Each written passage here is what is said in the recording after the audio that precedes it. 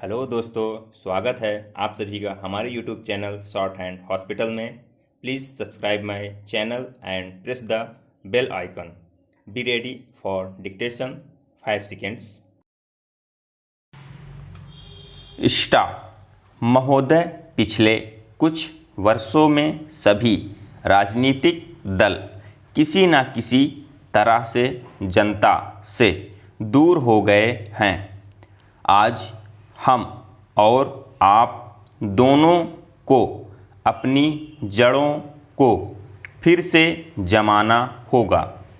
जनता से प्रेरणा लेनी होगी। हमें जनता की आकांक्षाओं, उसकी मांगों और उसकी आवश्यकताओं के अनुसार चलना होगा। अपने देश के विशाल आकार के कारण यह बहुत बड़ा काम है, लेकिन उस आदमी के लिए कुछ भी असंभव नहीं जिसने कुछ करने के लिए कमर कस ली हो। कुछ देशों में लोग चढ़ने के लिए पहाड़ों की ऊंची से ऊंची चोटियों की तलाश में रहते हैं ताकि उनके मन और काम की चुनौतियों का समाधान हो सके। कुछ दूसरे छोटी छोटी नावों में सागरों और महासागरों को पार करने के लिए निकल पड़ते हैं। ये सब असाधारण उद्यम हैं, किंतु हमारी चुनौतियां तो हमारे दरवाजे पर ही दस्तक दे रही हैं। हमें ऊंचे ऊंचे पर्वतों पर या गहरे सागरों तक जाने की आवश्यकता नहीं।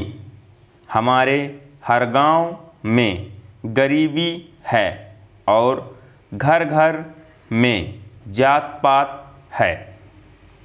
ये वे पर्वत हैं जिन पर हमें चढ़ना है और ये वे महासागर हैं जिन्हें हमें पार पाना है। मुझे मालूम है कि हम में वह शक्ति है। मैं जानती हूँ कि हम में दक्षता है, लेकिन केवल प्रश्न है करने का। और मैं आशा करती हूँ कि यह सम्मेलन उस दिशा में ले जाने वाला एक छोटा सा कदम होगा। आदमी के चंद्रमा पर पहुँचने के बाद किसी ने कहा था कि वह कदम रखने वाले के लिए छोटा सा कदम है, किंतु मानव जाति के लिए बहुत बड़ा कदम था। अतः मेरे विचार से कुछ कह सकते हैं कि आपके लिए यह छोटा कदम होगा, लेकिन यदि आप सफल हुए तो भारत के लिए यह महान कदम होगा। मैं आशा करती हूँ कि आप इसे ध्यान में रखेंगे और दूसरों में उत्साह पैदा कर सकेंगे, क्योंकि किसी भी तरह की उपलब्धि के रास्ते में सबसे बड़ी बाधाओं में से एक है हमारे बुद्धिजीवियों और पत्रकारों इत्यादि में व्याप्त अविश्वास या संदेह वृत्ति। इस बाधा को हटाना होगा। हमें अपने उत्साह को पुनः स्थापित करना होगा और उससे उत्पन्न होगा वह साहस, धैर्य और संकल्प शक्ति जो उन बहुत सी चीज़ों को प्राप्त करने के लिए आवश्यक है जो हमें प्राप्त करनी ही चाहिए। जब कभी राजनीतिक जीवन और बौद्धिक जीवन में निकट का संबंध रहा है तो दोनों को लाभ पहुंचा है। सभापति महोदय, जो रिपोर्ट मद्य निषेध के संबंध में सदन के सामने प्रस्तुत हुई है, मैं उसके संबंध में अपने विचार रखने जा रहा हूँ।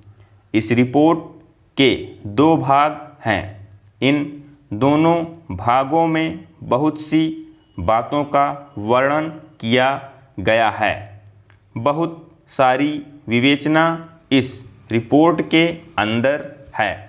मैं इसके विस्तार में जाना नहीं चाहता हूँ, लेकिन कुछ ठोस और विशेष बातें आपके सामने रखना चाहता हूँ। पहली बात तो यह है कि क्या नशाबंदी हमारे लिए आवश्यक है? क्या यह आवश्यक है कि हम मद्यपान न करें?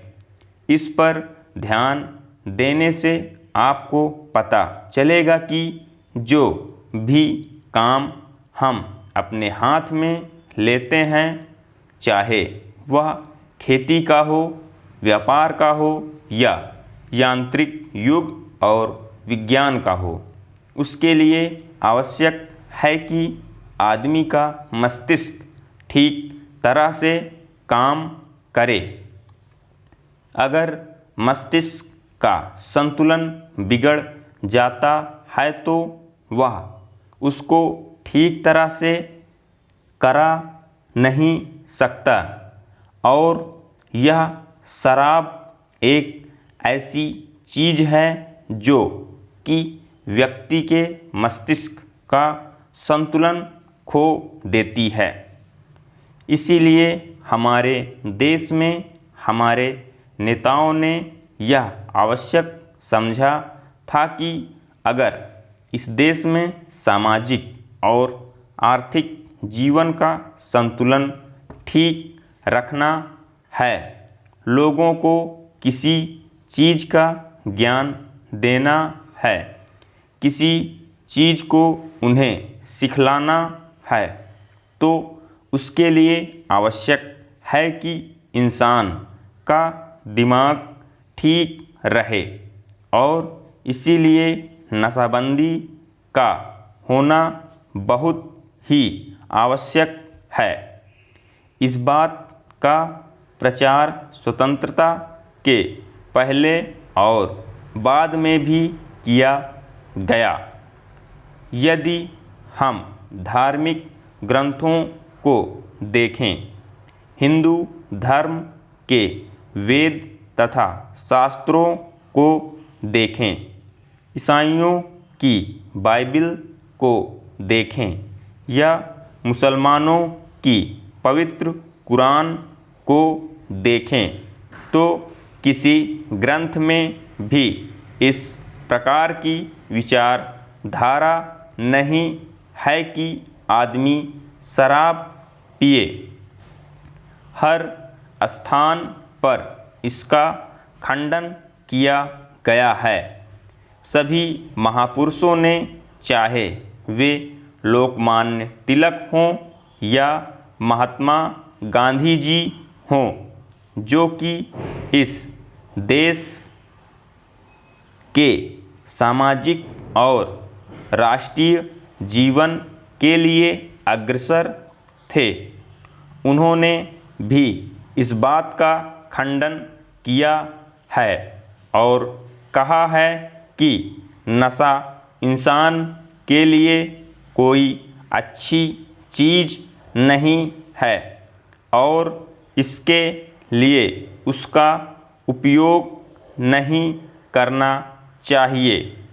मैं आपके द्वारा इस सदन का ध्यान दिलाऊंगा कि शराबबंदी को जहाँ जहाँ भी ढील दी गई है, वहाँ पर देखने से पता चलता है कि हालत कितनी खराब हुई है और